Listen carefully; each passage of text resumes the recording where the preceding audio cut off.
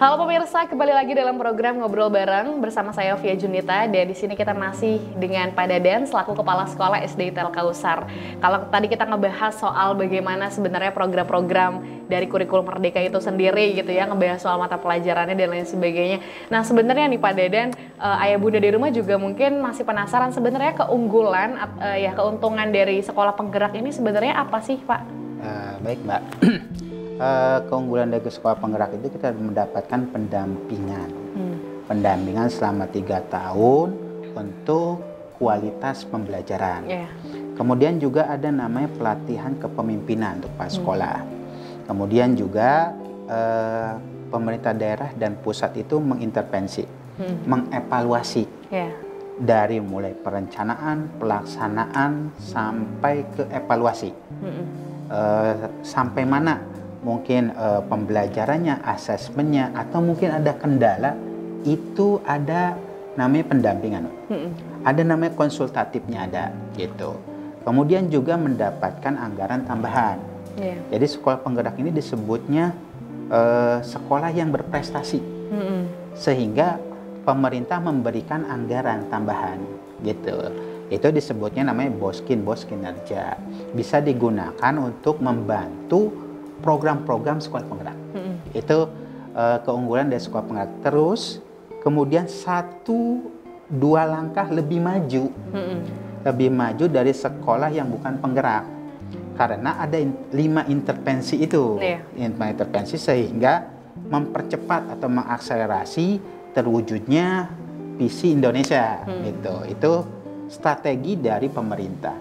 Itulah keunggulan sekolah penggerak. Yang terpentingnya, yang utama itu kepala sekolah dan gurunya belajar selama 3 tahun. Diberikan pembekalan untuk melaksanakan kurikulum Merdeka ini supaya cepat tercapai. Seperti itu. Itulah keuntungan dari sekolah penggerak.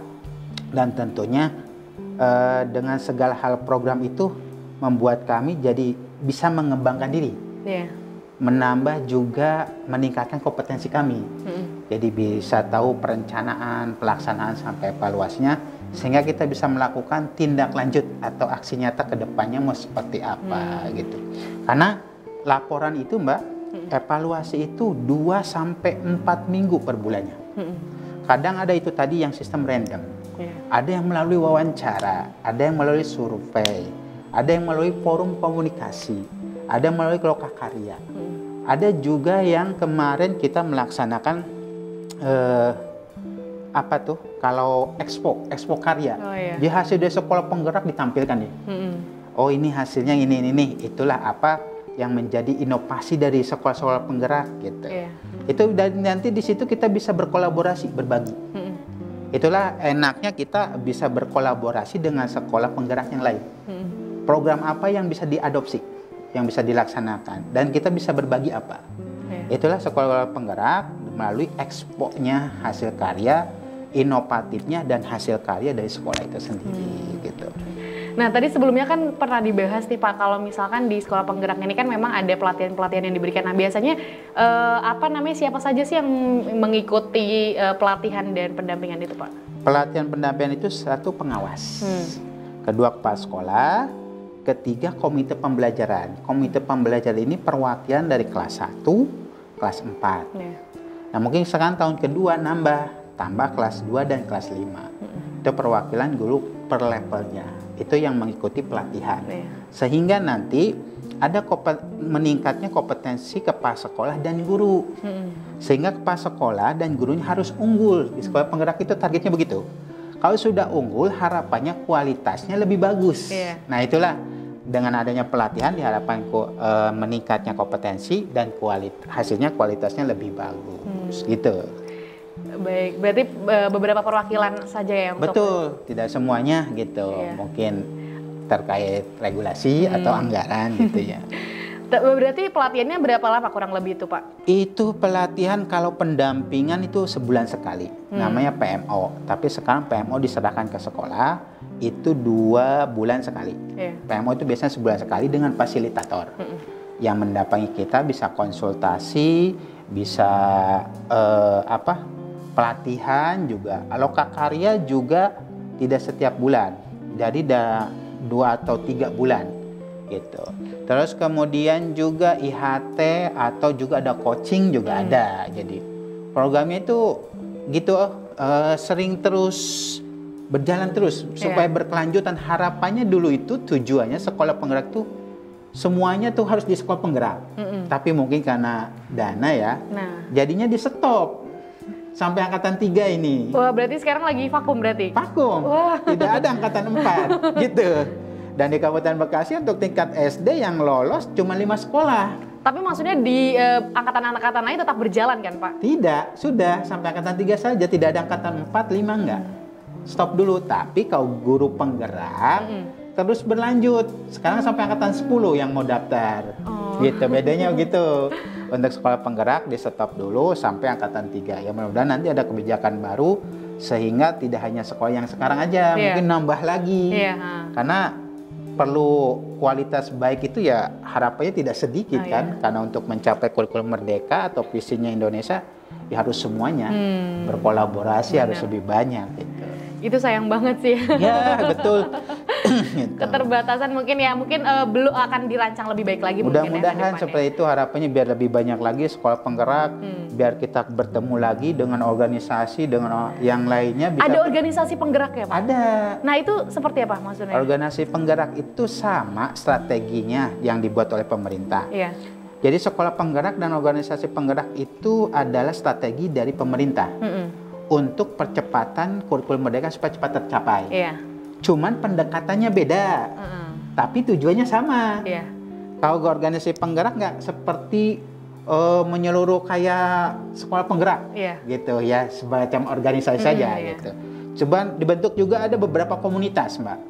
Itu juga bisa kita sharing-sharing dengan berbagai orang seluruh Sabang sampai Merauke. Di situ ada komunitas, diberikanlah kemudahan oleh pemerintah yaitu PMM, platform Merdeka Mengajar. Kita bisa akses masuk dengan akun belajar ID kita yang diberikan oleh pemerintah.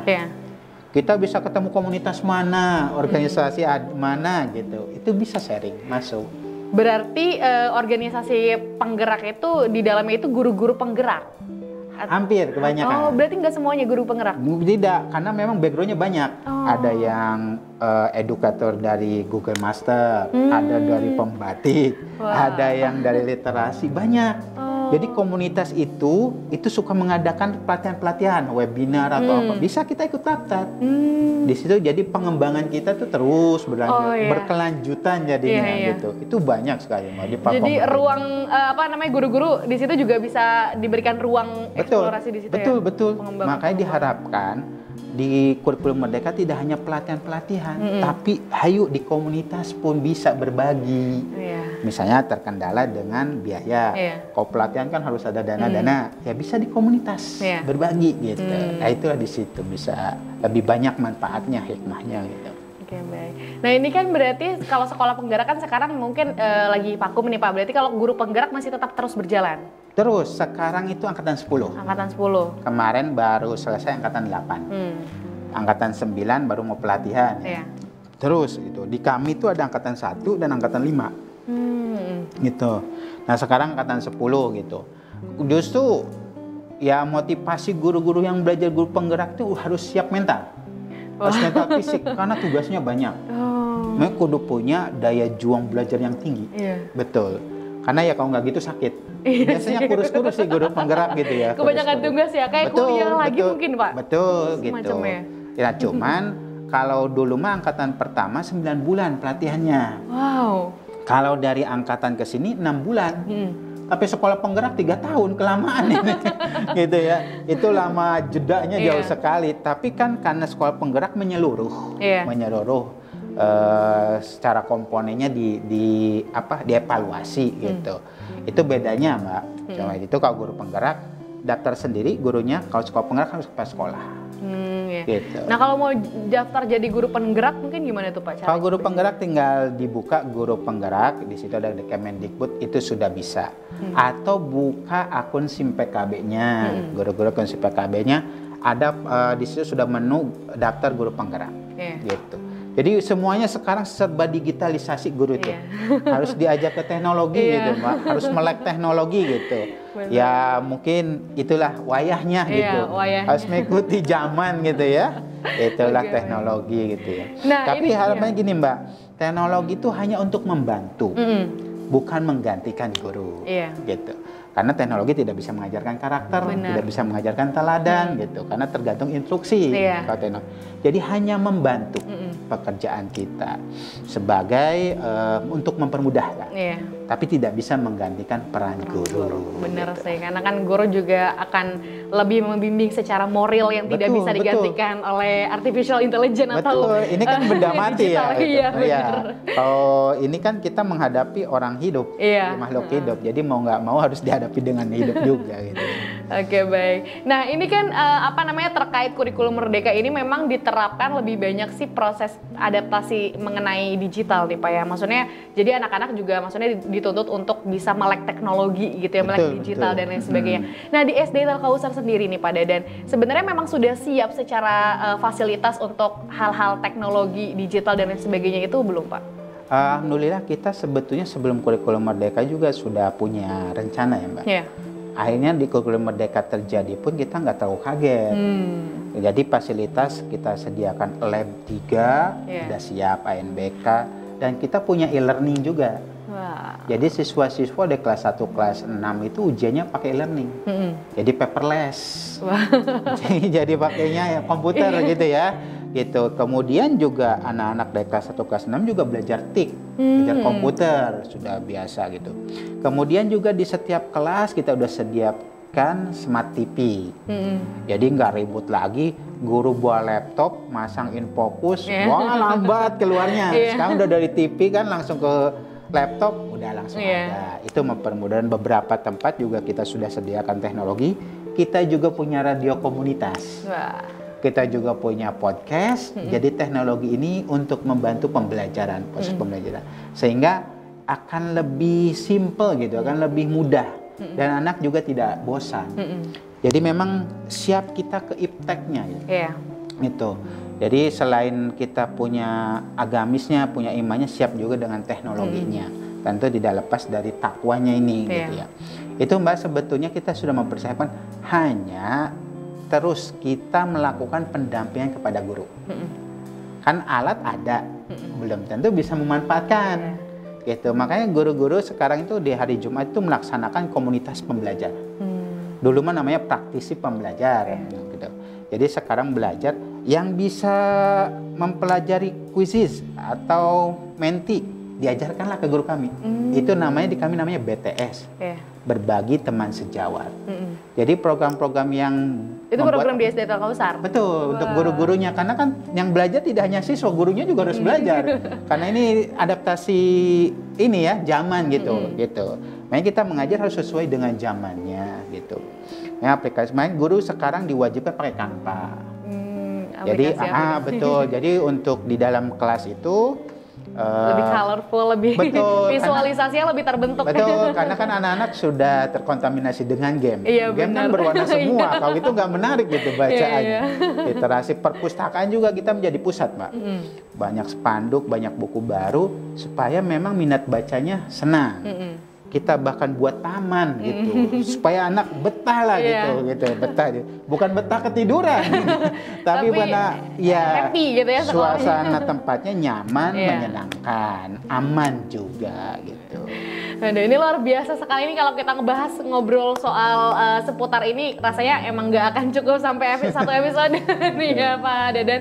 Tapi mungkin terakhir Pak Dadan yang bisa disampaikan oleh pemirsa BRTV di rumah yang mungkin ayah bundanya minat untuk sekolah di SD Telkausar. Nah, boleh dijelaskan keunggulan SD Telkausar sendiri itu seperti apa? Baik, terima kasih Mbak Piji.